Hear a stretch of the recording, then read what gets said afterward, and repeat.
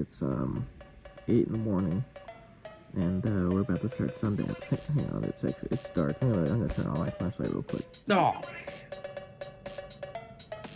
that was a mistake.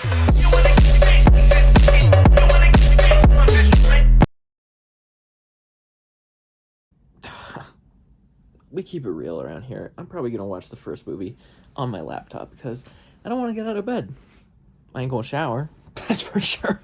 First one's Kim's Video. You know, we keep it real here, but Kim's Video wasn't it.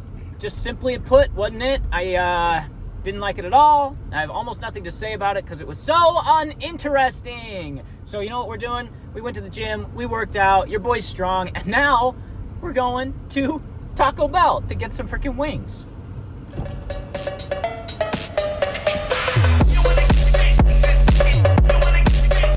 Well, folks, that's 2 down the drain here.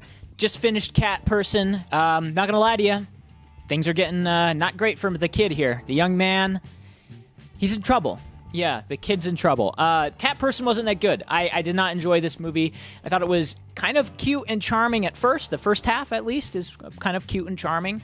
Awkward romance is awkward and cute, and oh, he's a bad kisser. Ha ha ha. Oh, it's so clever. It's so quirky. And then the second half is horrible. So, yeah. I really do want to see more of these movies that are like modern romances from the women's perspective, because at risk of sounding ignorant and uncultured, we don't see this very much. At least I haven't seen this very much. Reading glasses, am I looking at a tray of ice cubes or a six-pack? Am I right? It's incredible. It's like his sweat produces its own glitter. Is your boy a cat person? Yes, I actually am a cat person. My cat, not mine, but me and my family's cat, Trixie and Fluffy, of course. Two of my biggest homies. So what I'm saying is, you know, DM me at my web zone. I think I killed that. I think I made a good pitch for myself. On to the next. Another one bites the dust. This time it's Shortcomings, a movie directed by Randall Park, who you probably know or recognize.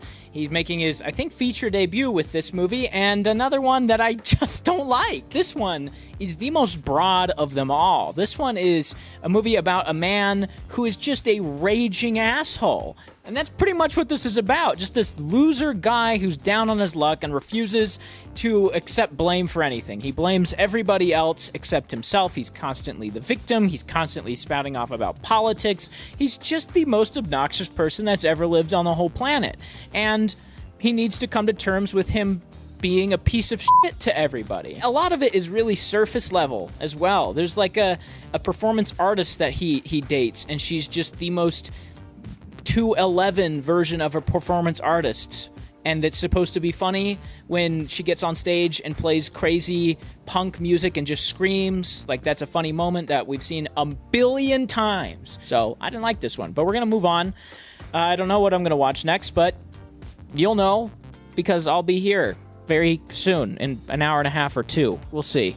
God, I hope it's good. I am so persecuted right now. Hey, me and Sundance got beef because last year, their max picture quality was 520p, and I still have beef about that. But this year, they've updated it to 1080p. Now, that's cool. However, why are we doing this? Watch this. There is an absolute million of these, like, 1-minute spots. Well, we'll finish this, and then it's just going to put... There's, like, 40 of them that I have to keep... Oh, here's another one, 1 minute long. Okay, let's do that one. Sundance, okay. And, oh, another 1 minute and 2 seconds. Epic. Okay. Oh, another one. Okay. Oh, no, that just finished that one. Oh, wait, there is another one, though. 3 minutes talking with the director, though, which is kind of fun. So that one I'm okay with. And there's 2 before this that I already went through. Oh, and another one, 1 minute 40.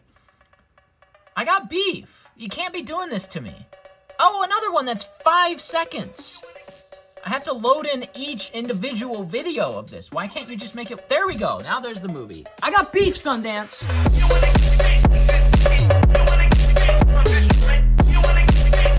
Okay, we finally got something I enjoyed, and it was called Run, Rabbit, Run, a new midnight movie from director Diana Reed, who I don't know anything about. I just know her name now. But I thoroughly enjoyed Run, Rabbit, Run. It's not a great movie. Horror, I think, lends itself perfectly to this traumatic subject matter, because when you're dealing with something this main character is dealing with, the things that are on her plate, her burden, it is a horrific thing. And in life, even in just everyday life, horrific trauma can come up in horrifying ways. I mean, panic attacks are awful, awful things to experience, and they can be horrific to deal with. And so, of course, horror is a perfect venue for that. The passing of her father seems to have been a floodgate opening into her reliving and trying to get over her childhood and what happened in her childhood, which I will leave vague, but I enjoyed it. I think it is, again, pretty straightforward as far as horror movies go, and when the mystery of things is revealed, I can't say that it's that interesting, unfortunately. I mean, I do like that it handles its subject matter pretty well, and the ending, while kind of downbeat,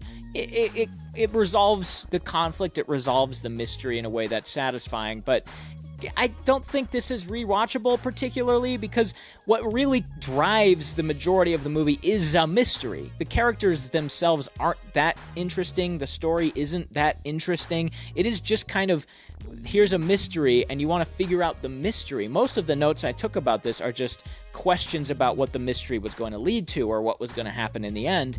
And now that the end is there, while it's satisfying, it feels like the book is closed on this. It feels like that's it. I'm done. I'm out. So I enjoyed it, and we've got 2 more to go. 66% the way through. Best yet to come.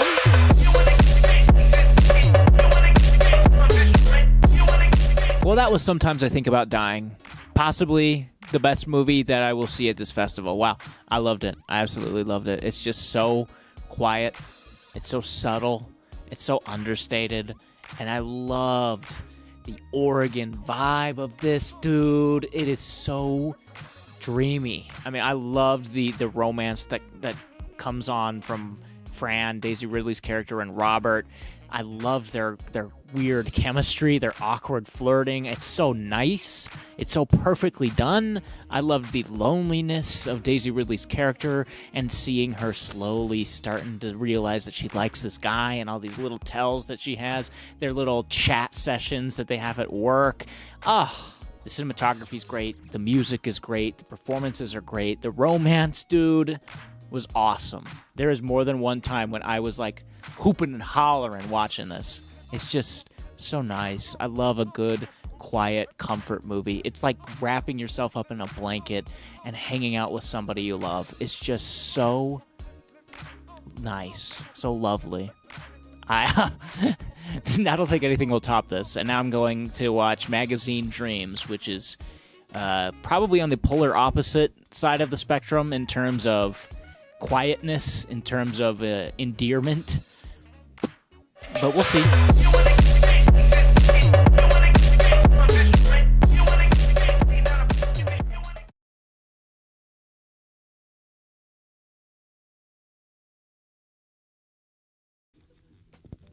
Oh, next day, Rendan here.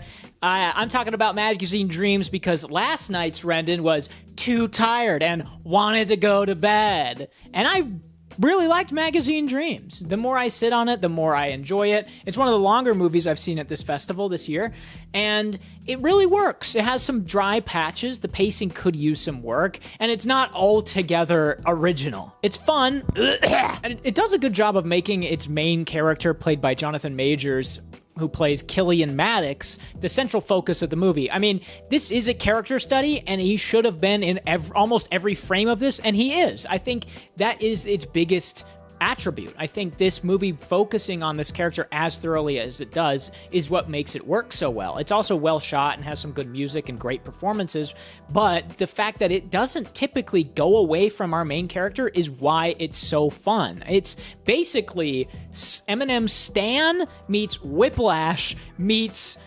Taxi Driver.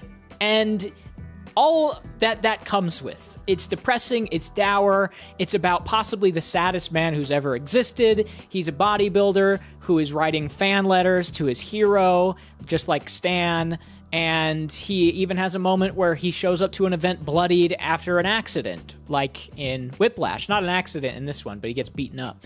It's just well written and well made, though. I thoroughly enjoyed this movie, although, again, it's not altogether unique or original, and it has some pacing issues, but I enjoyed it, which will wrap up my Sundance experience as of right now. There are some award movies coming out on my birthday, oddly enough, January 28th, and we'll see if I watch any of those, because there's a good chance that some of these movies I've already seen end up in those award categories, but we'll see in the coming days if I watch any more. Right now, this is where we end. Magazine Dreams was a good closer, followed by the best movie of the festival, or before Magazine Dreams was the best movie of the festival, is Sometimes I Think About Dying. So these two movies are easily the two best movies I saw at the festival. If you can, when you can, go check out Sometimes I Think About Dying. It's fantastic, quiet, little somber movie. And go check out Magazine Dreams if you want to feel sad and sickened. Yeah, that's it. Bye.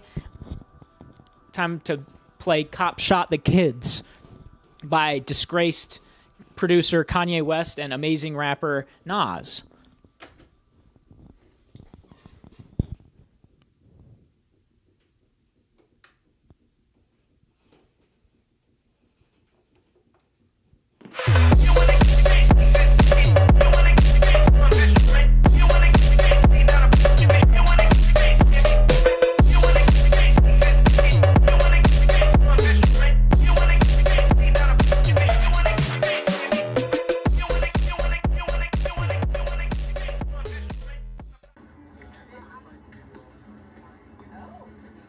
Did you see the way that guy looked at us?